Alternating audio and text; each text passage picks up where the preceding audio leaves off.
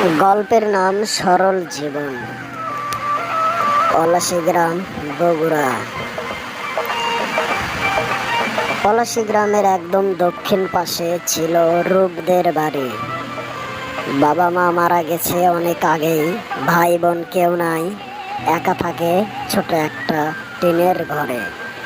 রূপ একটু অন্যরকম, মাথা নিচু করে কথা বলে, কাউকে কখনো কটু কথা বলেনি, আর হাসলে তার দাঁতের ফাঁক দিয়ে সরলতার আলো বেরিয়ে আসে। রূপের একটা স্বপ্ন ছিল, নিজের একটা ট্রাক্টর থাকবে, যাতে চাষাবাদ করে গ্রামের সবাই উপকার করতে পারে। অনেক কষ্ট করে, গরু বিক্রি করে, কিছু ধার করে সে একটা লাল রঙের ট্রাক্টর কিনে ফেলে। প্রথম কিছুদিন ভালোই চলছিল সব কিছু, কিন্তু ধীরে ধীরে ট্রাক্টর চালকরা তাকে ঠকাতে শুরু করে। একদিন সকালবেলা রূপ মোবাইলের জিপিএসে দেখে ট্রাক্টরের অবস্থান চেক করছিল। সে দেখে ট্রাক্টরটা বগুড়ায় আছে, কিন্তু চালক বলে, ভাই এখন তো আমরা চট্টগ্রামে মাল নামাচ্ছি।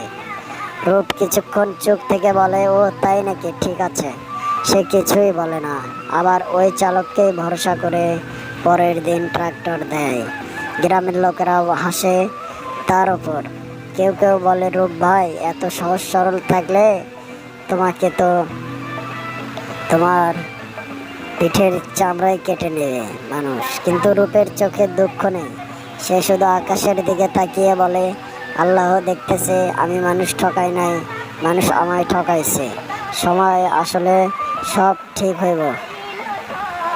পরবর্তী পর্বে এক নতুন ছেলের আগমন, যে রূপকে ঠকানো চালকদের মুখোশ খুলে দিতে চায়।